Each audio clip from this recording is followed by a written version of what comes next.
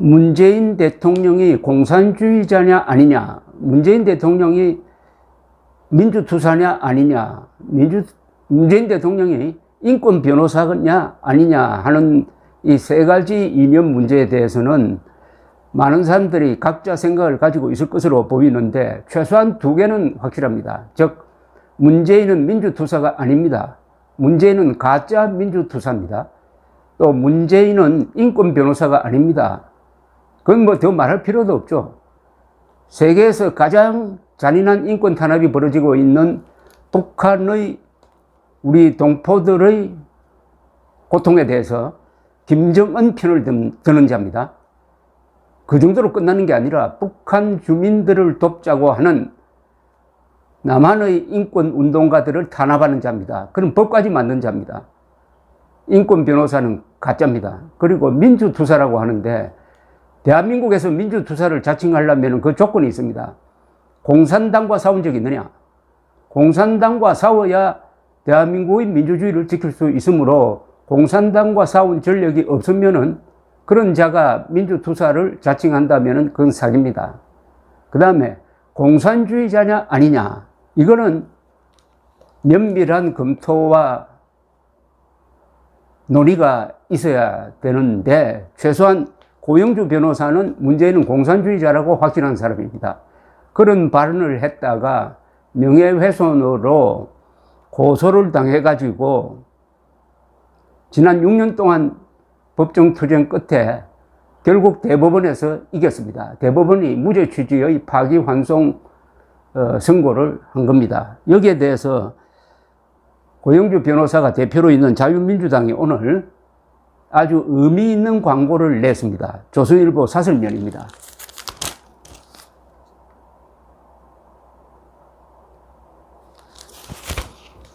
대선을 앞두고 이 광고는 국민들에게 여러 가지 고민거리와 화두를 던지면서 참 많은 것을 담고 있는 그런 광고문입니다. 문재인은 공산주의자, 고영주 변호사의 6년 투쟁, 대법원에서 최종 승리했다.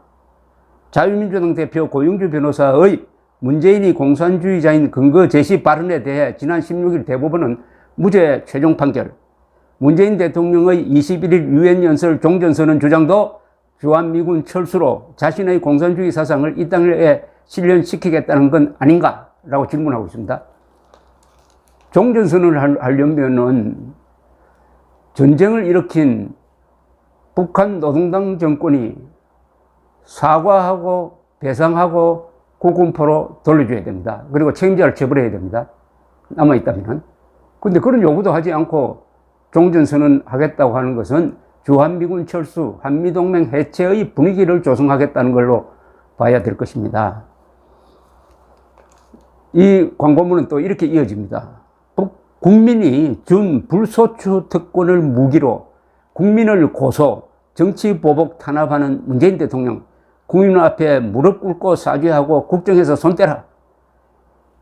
문 대통령이 대통령 당선 전에 고영주 대표를 고소해 놓고 대통령직에 오른 뒤에까지 임기 내내 4년 6개월 동안 도합 6년에 걸쳐 최종 재판까지 강행한 것은 유례가 없는 국민 탄압이자 정치 보복이다.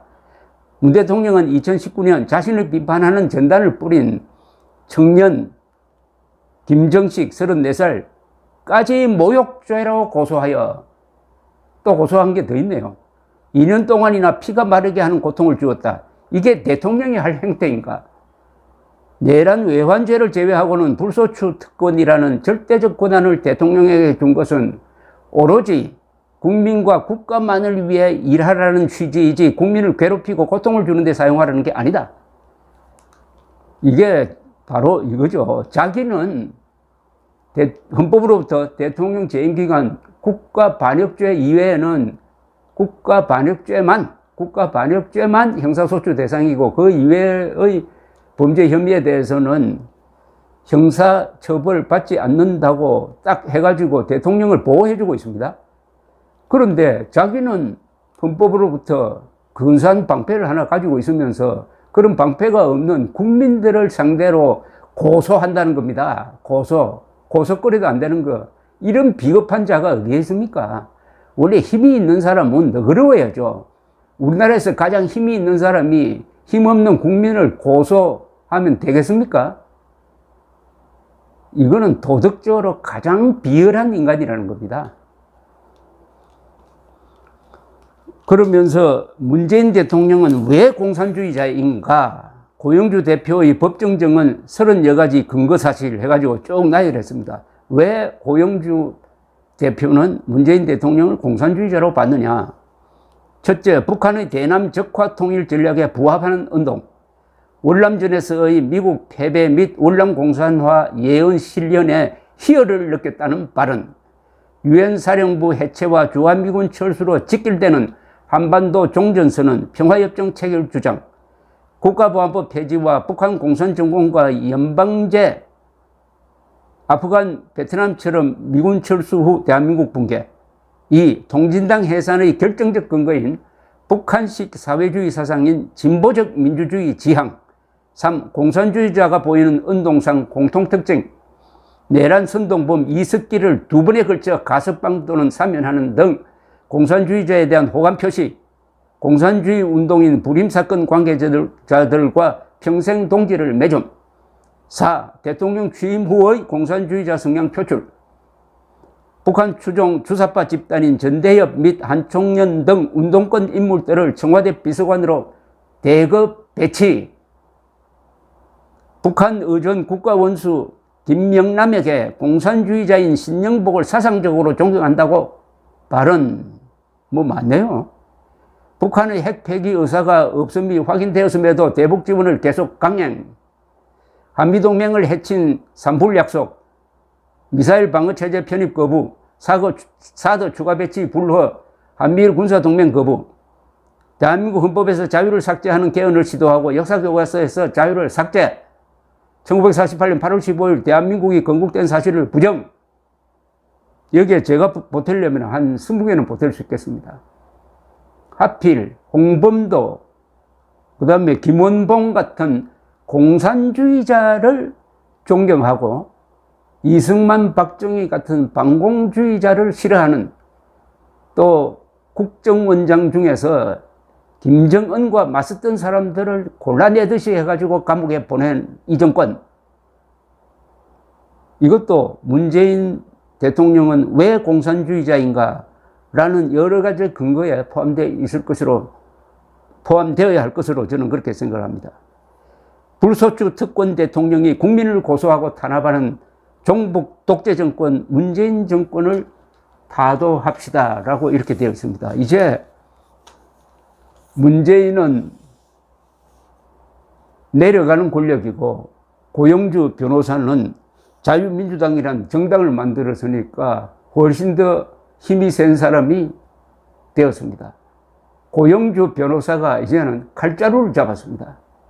문재인은 칼날을 잡았습니다.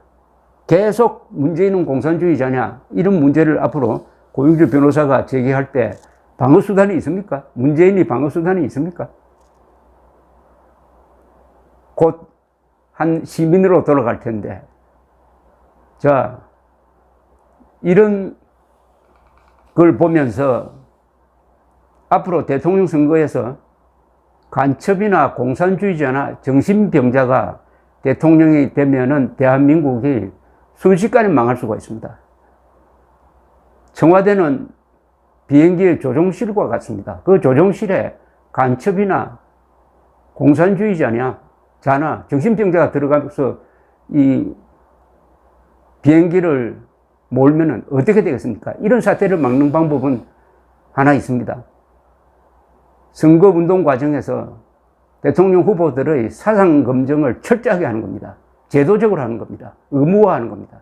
동시에 대통령 후보들의 정신감정을 전문적으로 제도화, 의무화하는 제도를 만들어야 됩니다. 그렇게 해야 간첩이나 공산주의자나 정신병자가 대한민국의 조종실에 들어가는 것을 막을 수 있습니다. 감사합니다.